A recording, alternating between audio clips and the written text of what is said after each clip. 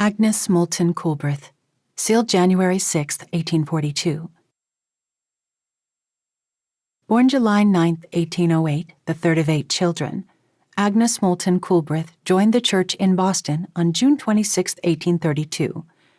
She traveled to Ohio, and although she was 8 years older than Don Carlos Smith, brother of the prophet, they wed on July 30, 1835.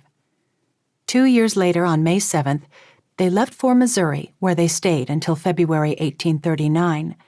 By November, they were situated in Nauvoo. 2 years later, on August 7, 1841, Don Carlos passed away. 5 months later, Joseph Smith was sealed to Agnes. Brigham Young's journal for January 6, 1842 records, "I was taken into the lodge. J. Smith, W.A.S., Agnes." The word W.A.S. probably stands for wed and sealed. Whether it was for time, eternity, or time and eternity is not known.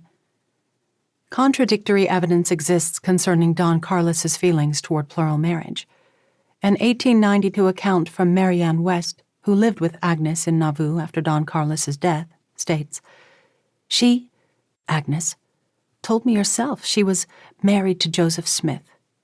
She said it was the wish of her husband, Don Carlos, that she should marry him, Joseph." In 1890, Ebenezer Robinson quoted him, saying, "Any man who will teach and practice the doctrine of spiritual whiffery will go to hell. I don't care if it is my brother Joseph." Robinson added, he was a bitter opposer of this spiritual wife doctrine. The recollection is problematic because there is no contemporary evidence that anyone was using the term spiritual whiffery in 1841.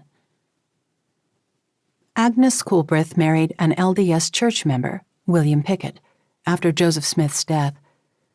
Brother Pickett eventually left the church and transported his family to California. In 1876, just months before her death, Agnes was visited by David and Alexander Smith, who were on a missionary journey promoting their anti-polygamist RLDS religion. Undoubtedly, they were surprised by what their Aunt Agnes had to say. Lucy Walker visited Agnes's daughter Ina 8 years later and was warmly received. Concerning the visit, Lucy wrote, "I had a very pleasant visit at Oakland, California with Ina Coolbirth, the daughter of Agnes Coolbirth, who received me with much tenderness and affection. From her, I learned many things I was glad to know. One fact was that her mother bore testimony to the boys, Joseph and Emma Smith's sons, members of the RLDS Church who visited in 1876, in regard to the faith and teachings of their father, and told them that what they had seen and heard in Salt Lake was truth, that those women were their father's wives, and it was useless to promulgate falsehood to the world, and advised them to desist. They pretended not to believe, but she could see plainly they were stung with the truth of her testimony." David seemed struck dumb, astounded at the living testimony of so many. What could their object be? Alexander said he would not take anybody's word, not even Aunt Agnes. Joseph Smith III would not talk on the subject. After they left, they sent Ina what purported to be the history of their father with their mother's dying testimony, and desired her to place them in the library. She wrote them she could not, with the knowledge she had, that they were false. While Agnes Coolbirth had separated herself physically from the Utah church by moving to California and had apparently lost faith in the restored gospel, she remained in contact with various church members throughout her life.